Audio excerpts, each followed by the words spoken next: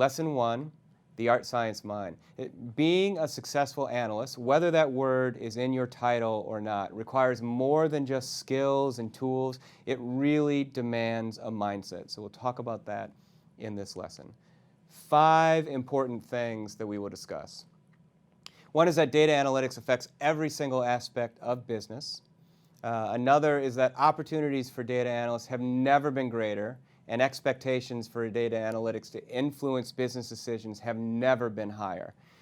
Analysts in this field should focus on skill development in 3 important roles. One is a role we'll call the data strategist.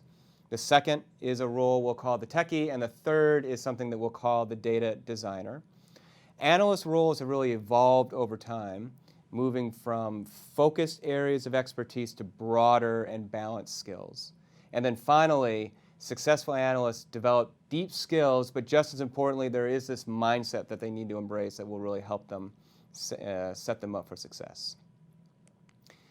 So the art science mind is this idea of being able to balance the right side of your brain, which tells elegant stories, and the left side of your brain, which can go deep into the numbers and do the analytics, and bringing those things together. The need for people to do that, as I said, has never been higher than it is now, never been greater than it is now. Analytics is now affecting every single aspect of business, from operations, certainly through to strategy, into marketing and advertising like never before.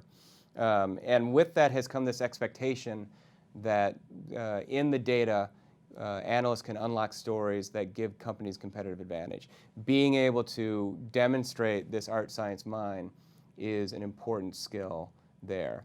Those 3 roles that analysts really should adopt in order to do the work that they can most effectively are defined as this. One is the data strategist. This is the idea of being able to create a strong connection between the data that you are seeing, the story that's revealing there, and the business strategy and the business impact. Being able to bridge those 2 things as an analyst is tremendously important for us. The second is a role we call the techie, and that techie role means I can collect data, I can manage data, I can analyze data effectively. The third is what we call the data designer, and that third role is taking data, taking the stories that you find, and communicating them in ways that people can understand, right? So it's a melding of all 3 of these roles that are important for the analyst. You can think of these almost as hats that any analyst will wear at different times throughout an analytics project. But certainly for us as analysts, developing those skills in a balanced way is what our objective should be.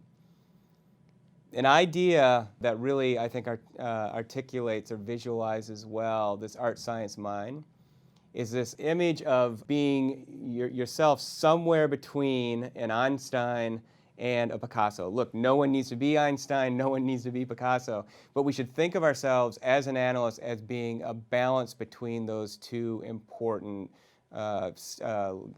guideposts. And that, for me, is what makes analytics so exciting, the ability to embody both of those skills. But even there, with that kind of functional role and appreciation and that idea of a balanced mind, there are still some attitudes that we want to adopt as analysts to be successful in this field. The first important one is curiosity. Look, this is, as I've said, a tremendous time to be involved in data analytics, but it can also be a tremendously frustrating time. There are so many data sets out there, so much overwhelming information, that if we are looking for one specific answer, it can be very much like finding a needle in a haystack. Rather, if we approach our practice with questions, with curiosity, the more we learn, the more we question, the more we want to go out and understand, this is the right attitude to adopt.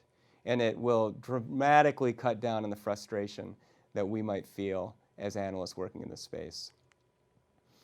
A second is this idea of optimism. Look, as I said, an analyst should expect to run into more brick walls than open doors. There are a lot of challenges in this space, and challenges that are being thrust upon analysts to go figure out.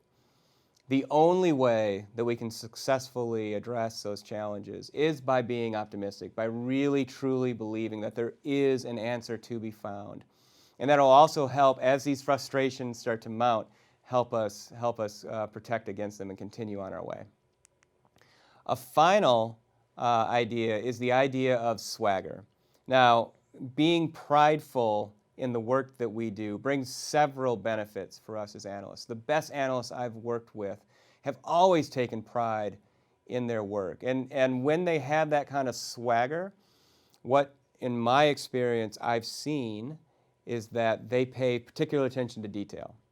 And if almost nothing else, this is a practice that demands tremendous attention to detail. As we are telling stories, as we are putting together visualizations, everything we have on a page is affecting that message and communicating something to an audience. So carrying that great attention to detail through the swagger, this pride that we have in our work is tremendously important for the analyst to be successful.